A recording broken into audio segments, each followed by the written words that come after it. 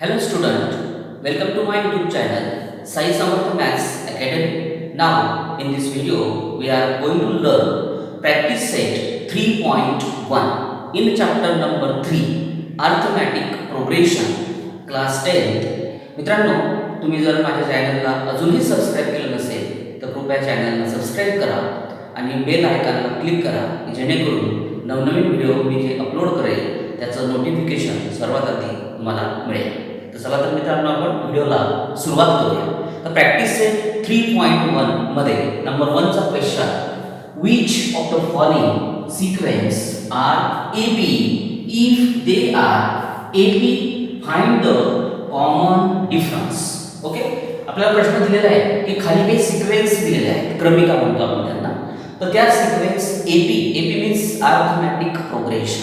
तर एबी आहेत की नाहीत, जर असतील समजा तर त्याच्यात कॉमन डिफरन्स काय आहे ते आपल्याला शोधायचं आहे. तर मित्रांनो एबी केव्हा असते, if the difference between any two consecutive term is constant then this sequence is called as arithmetic progression. जर समजा सिक्वेन्स मध्ये क्रमागत दोन पदांमध्ये जर फरक हा स्थिर असेल, कॉन्स्टंट असेल, तर ती जी क्रमिका दिलेली असते ती एक प्रकारची एपी म्हणजे अरिथमेटिक प्रोग्रेशन असते. आता आपल्याला ते टेस्ट करायचं. तर पहिला एक्झाम्पल बघा की 2 4 6 8. ओके, ही दिलेली आहे तुम्हाला क्रमिका. आता याच्यात काय करायचं मित्रांनो, त्याच्यामध्ये पहिल्या याला T1 म्हणायचा, दुसऱ्या पदाला T2 हा 4 दिलेला आहे, तिसरं जे टर्म्स आहे त्याला 6 आणि चौथं जे पद दिलेलं आहे त्याला 8.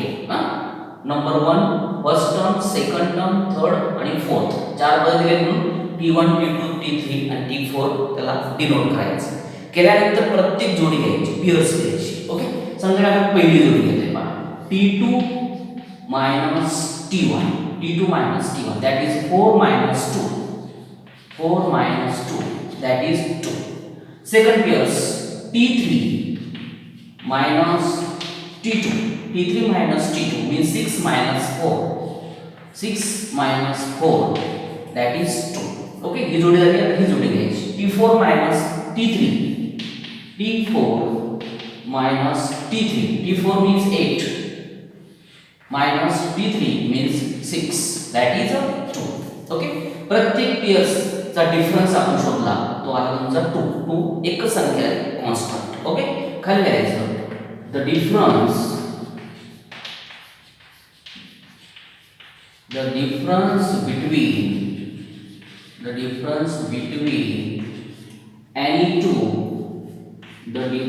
between any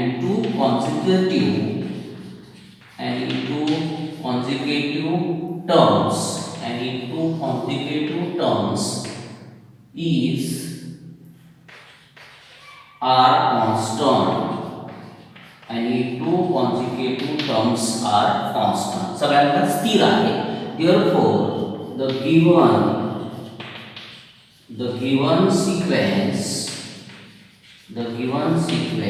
is an AP.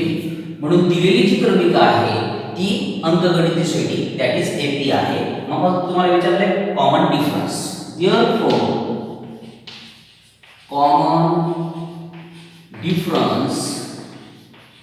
Therefore the common difference त्याला D या अक्षराने डिनोट केलेला असतो.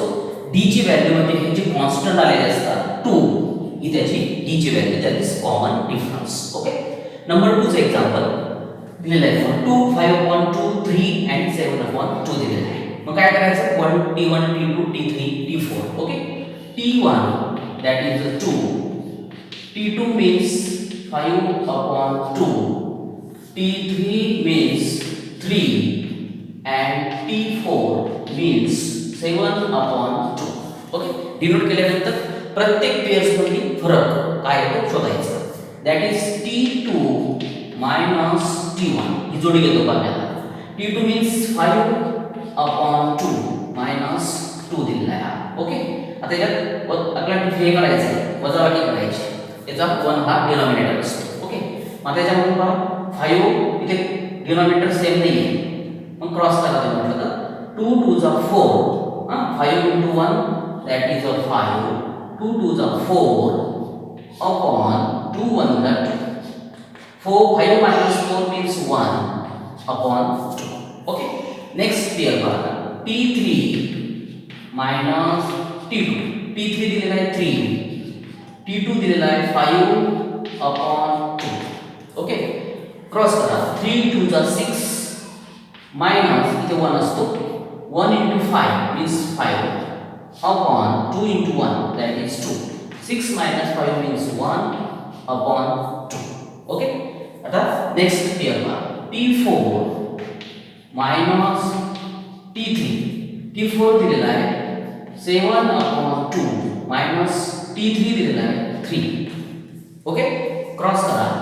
सबट्रॅक्शन आहे 3 7 into 1 that is a 7, 3 2s are 6 upon 2 1s are 2. 6 7 minus 6 that is 1 upon 2. Okay, प्रत्येकाचा जे आन्सर आलेला आहे कॉमन डिफरन्स हा 1/2 आलेला आहे.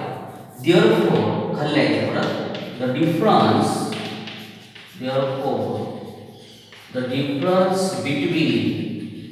the difference between any two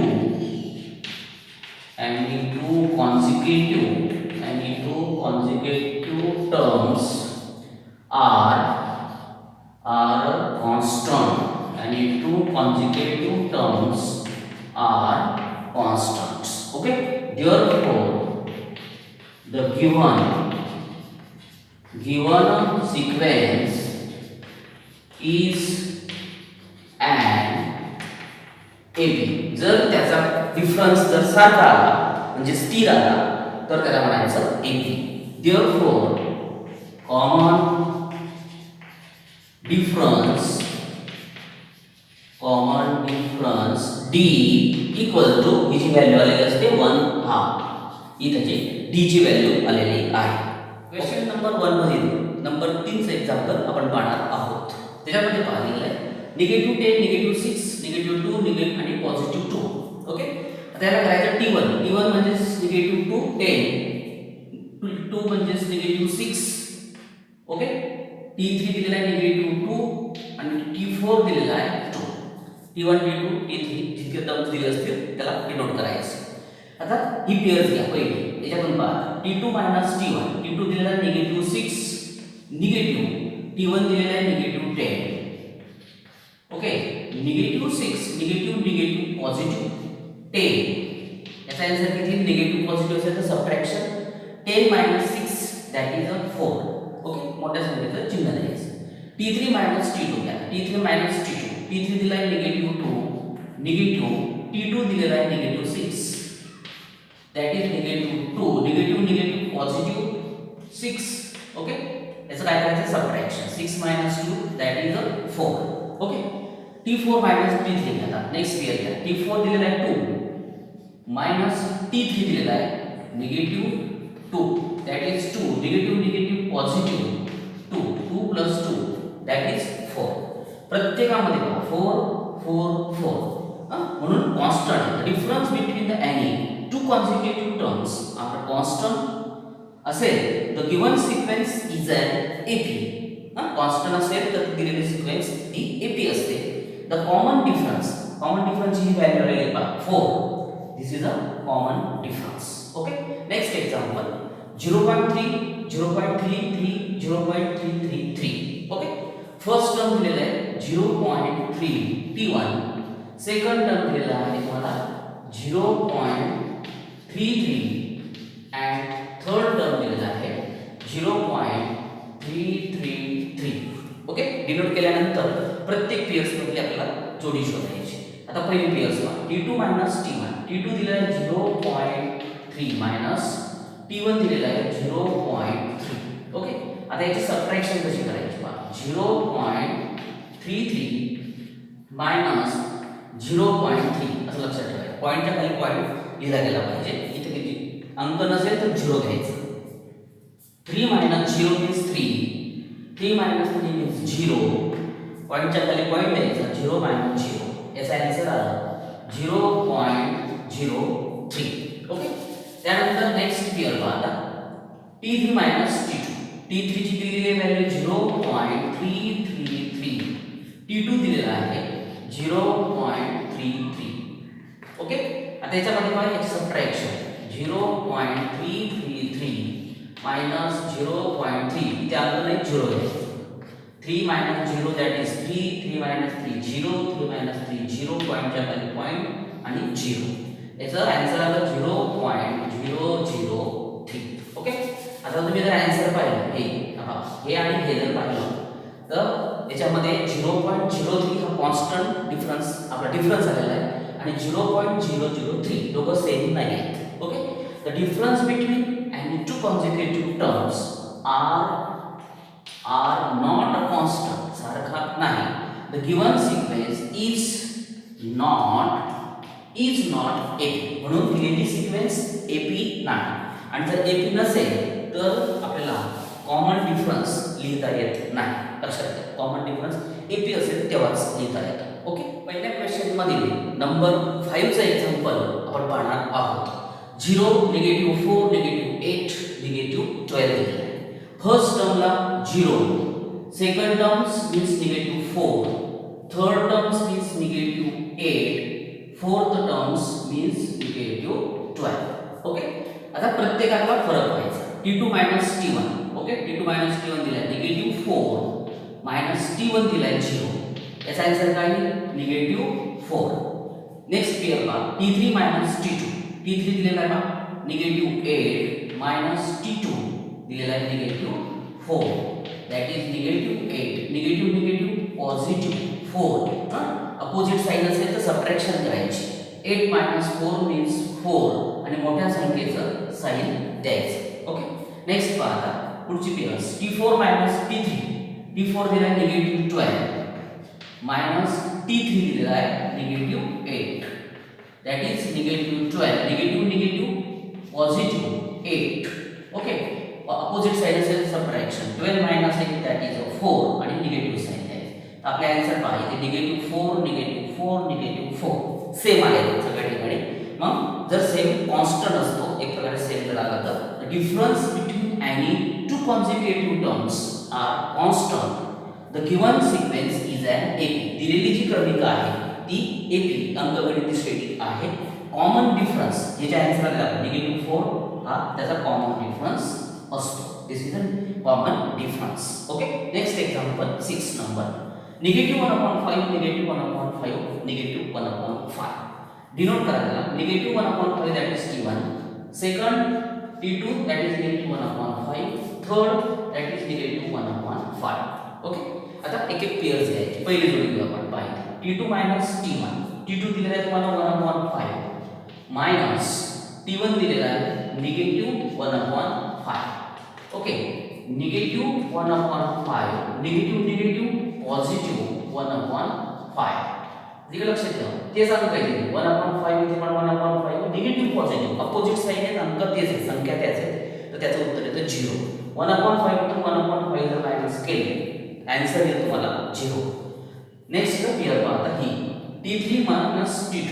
T3 दिला आहे -1/5 निगेटिव्ह आणि T2 ची व्हॅल्यू दिली आहे -1/5. That is -1/5 negative positive 1/5. Okay, परत ते संख्या आल्या म्हणून त्याचा आन्सर किती आहे 0. ओके, मग इथे पण 0 आला इथे पण 0 आला म्हणून the difference between the any two consecutive terms are constants. Okay, are the constant. The given sequence is an AP. Constant आल्यामुळे दिलेली जी क्रमिका आहे ती AP आहे. मग कॉमन डिफरन्स आणि परत लिहायचं common difference D equal to हे जे आन्सर आले आपले 0. This is a common difference. Okay, पहा मित्रांनो याच्यातील नंबर 7 चा एक्झाम्पल आपण पाहणार आहोत. 3 दिलेला आहे 3 + √2 3 + 2√2 3 + 3√2 दिलेला आहे. Therefore T1 equal to 3. T2 दिलेला आहे 3 + √2. T3 दिलेला आहे 3 + 2√2 आणि T4 दिलेला आहे 3 + 3√2. Root 2. Okay, T1 T2 T3 T4. आता एक एक पेयर्स घ्या. पहिली pairs T2 minus T1. T2 दिलेला आहे तुम्हाला 3 प्लस रूट 2 मायनस T1 दिलेला आहे 3. 3 मायनस 3 0. काय राहील फक्त रूट 2 राहील. Next pair T3 minus T2. T3 दिलेला आहे 3 प्लस 2 रूट 2 मायनस T2 3 आणि इथे मायनस आहे मित्रांनो. इथे मायनस असल्यामुळे आपलं हे पॉझिटिव्हचं निगेटिव्ह झालं रूट 2. ओके, याच्यामध्ये 3 मायनस 3 0 आणि इथे 2 रूट 2 मधून जर 1 रूट 2 मायनस केला तर इथे 1 रूट 2 राहील. यांची सबट्रॅक्शन. नेक्स्ट केअर पहा T4 मायनस T3. T4 दिलेला आहे 3 प्लस 3 रूट 2 मायनस T3 दिलेला आहे 3 आणि ते पॉझिटिव्हचं काय negative minus 2 root 2. Okay, 3 minus 3 0. 3 root 2 minus 2 root 2 that is 1 root. Okay, 1 root 2. प्रत्येकाचं ते आन्सर आलं पहा root 2 root 2 root 1. Therefore the difference between any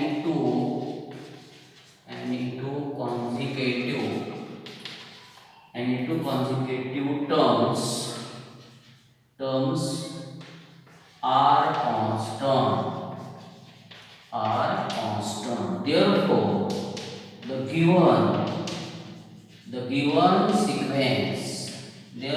the given sequence is an AB. Sequence कारण constant आलेला आहे. Therefore common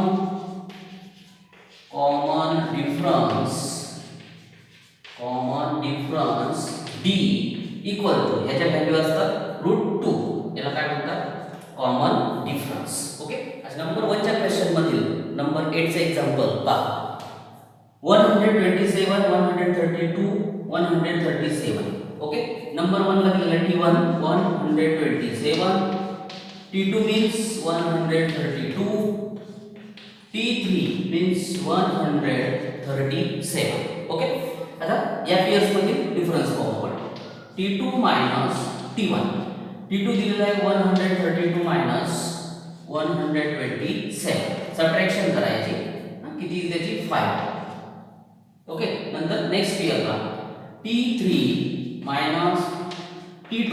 T3 दिलेला आहे 137 minus 132. याची सबट्रॅक्शन करा, ती येईल तुम्हाला 5. ओके, त्यांचा कॉमन डिफरन्स परत सेम आला 5. खाल्ल्याचे difference between any two consecutive terms are constant. एकच झाल्यामुळे constant. The given sequence is an AP. दिलेली जी सिक्वेन्स आहे ती एपी आहे. कॉमन डिफरन्स हा जो आलेला आहे आपला 5 that is D equal to 5.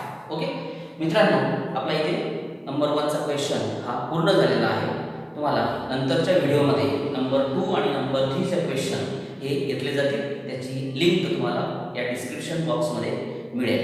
मित्रांनो, व्हिडिओ आवडल्यास लाईक करा, शेअर करा, सबस्क्राईब करा. थँक्यू मित्रांनो.